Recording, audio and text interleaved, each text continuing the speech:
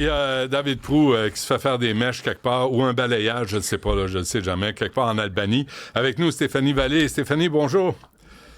Bonjour Benoît. Bonjour. Alors, pour revenir sur... est-ce que tu veux ajouter quelque chose à l'étude de Gabriel Giguère, là? Est-ce que l'intelligence artificielle, le numérique, peut intervenir dans cette analyse de nos joueurs de hockey? Parce qu'aujourd'hui, tout le monde pense au hockey, au match de ce soir. C'est évident. C'est évident. Dans le domaine sportif, on utilise justement l'analyse décisionnelle assistée par l'IA, mais encore faut-il que les modèles qu'on utilise pour faire l'analyse soient les bons. Parce que c'est comme si on disait à l'intelligence artificielle, sans consigne, par exemple, dis-moi qui pourrait ressortir comme le prochain numéro un. L'intelligence artificielle va aller chercher d'une façon aléatoire un algorithme. Mais ça ne veut pas dire qu'il va respecter les consignes dont on a besoin. Alors, c'est pour ça qu'avec l'intelligence artificielle, il faut toujours quand même avoir une certaine expertise derrière pour l'opérer. Ouais. Donc, Martin Saint-Louis est pas en train de régler ça avec ChatGPT ou avec tous les autres, là. J'espère que non, Non. parce que ça risque de mal aller. Ben, ça peut pas aller plus mal que ça va là. La transformation Ouais. numérique commence rarement dans le département TI. C'est quoi TI? Technologie de l'information. Donc, Ah, autrement dit, dans le ouais. département d'informatique.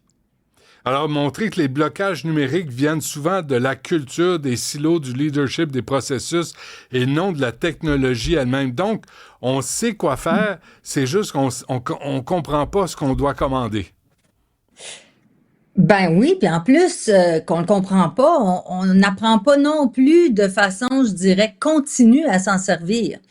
Les organisations, typiquement, vont commander des grandes structures informatiques pour venir implémenter dans leurs opérations, mais on donne une formation une fois que c'est là ou 2 semaines avant. Hmm. C'est pas comme ça que ça fonctionne. Il faut vraiment que les employés se posent des questions et qu'ils se demandent qu'est-ce qui ferait qu'on ferait notre travail d'une façon plus efficace. Puis, c'est pas les gestionnaires en haut qui ont cette réponse-là parce qu'ils n'ont pas la connaissance du terrain. Nécessairement, il y a des paliers de verre qui viennent un peu couper leur lecture, là. Donc, les employés qui sont sur le terrain, qui travaillent avec les différents publics, eux autres, ils savent. Ils sont capables de dire, par exemple, moi, j'envoie toujours tel client dans tel département, puis c'est long avant qu'il y ait une réponse, ce qui fait que moi, je suis obligée d'attendre. Pourquoi que les systèmes ne se parleraient pas, puis que le client pourrait rester au même guichet tout le long pour avoir son service? OK, mais tu poses la question, Stéphanie, c'est quoi le grand mythe en transformation numérique? Le mythe, moi je m'essaye une réponse. C'est la peur. Hum. Ça se peut-tu? Ah, c'est intéressant. Oui, je pense que c'est logique de dire il y a une peur qui va ça va en fait induire un biais. Puis c'est un biais de désirabilité. On va sous-estimer à ce moment-là les coûts d'implémentation opérationnelle parce qu'on part d'une logique de projet. On se dit, OK, c'est un projet. On arrive avec notre pépine informatique, on installe le logiciel, ça va prendre X nombre de temps, on commence au jour 1, on finit au jour 100, puis là, ça va fonctionner. Ça, c'est vraiment une logique comptable. C'est contre-productif. Parce que les logiciels, ça évolue tout le temps et on peut pas non plus prévoir la manière dont ça va se dérouler l'implémentation d'une façon précise. Comme par exemple un bâtiment, c'est beaucoup plus prédictible que justement une implémentation logicielle. Donc, il OK, y a des là, moi, méthodes. j'ai besoin d'explication, Stéphanie, là-dessus.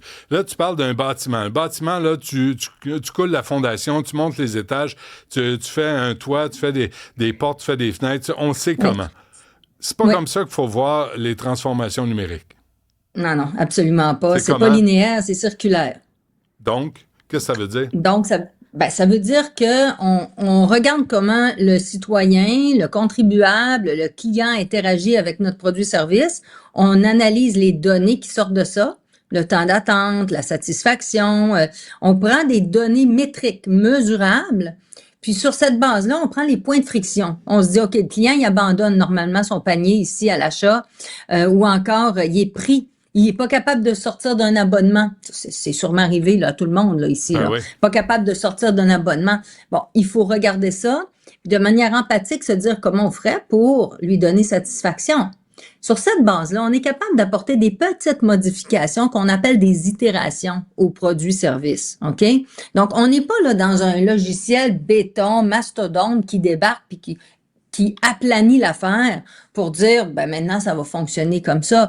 On va plutôt utiliser ce qu'on a comme capacité de créer finalement un petit logiciel à petite échelle, puis tranquillement, pas vite, c'est comme si on le faisait rouler avec des améliorations tout le temps pour le faire en sorte qu'il soit reproductible à grande échelle.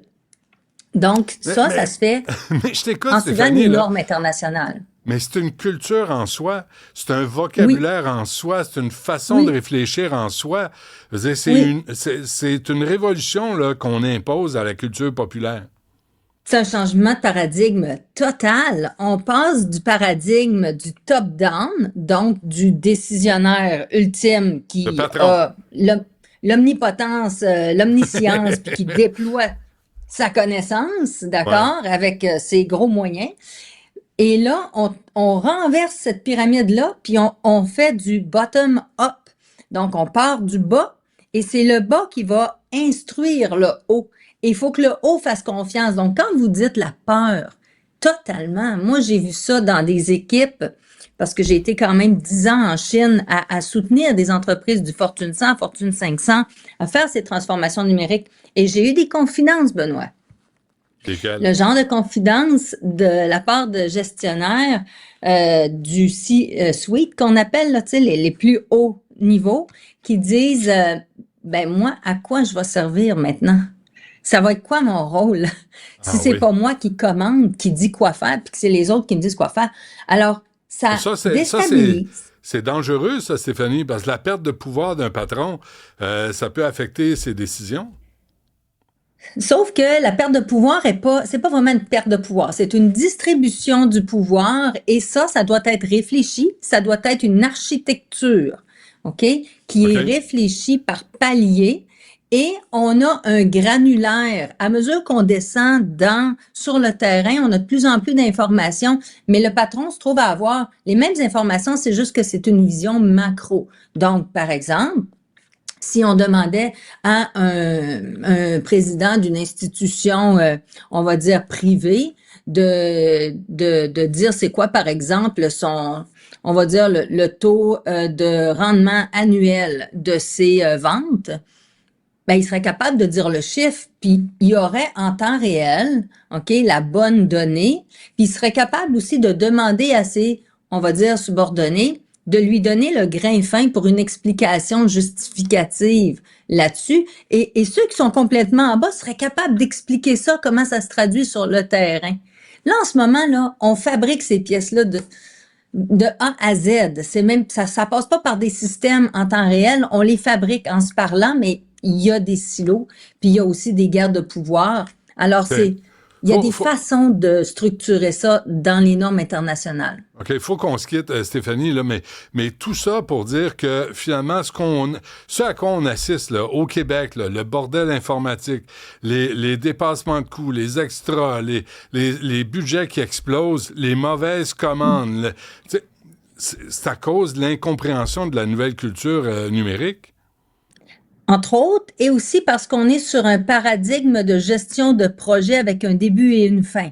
Ouais. Il faut plutôt penser en itération, en modification des produits-services avec valeur ajoutée aux citoyens, aux contribuables. Si on fait ça, si on utilise des logiciels en open source et qu'on utilise des cadres internationaux qui viennent réglementer nos façons de faire, on va y parvenir. Ouais. Ben, on se souhaite bonne chance. Mais là, ce que je comprends, c'est. Non, mais l'exemple que tu donnes là, de l'immeuble, ça, là, c'est fixe, c'est solide. Alors que tout ce qui est numérique, là, c'est, je dirais, presque organique. C'est en Ben mouvance, oui. c'est en mouvement.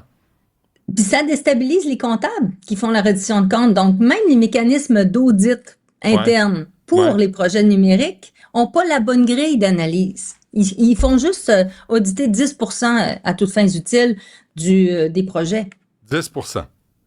Oui, selon mes calculs, c'est ça. OK. Stéphanie Vallée, merci. On va sûrement se reparler. À la prochaine. Avec plaisir. Salut.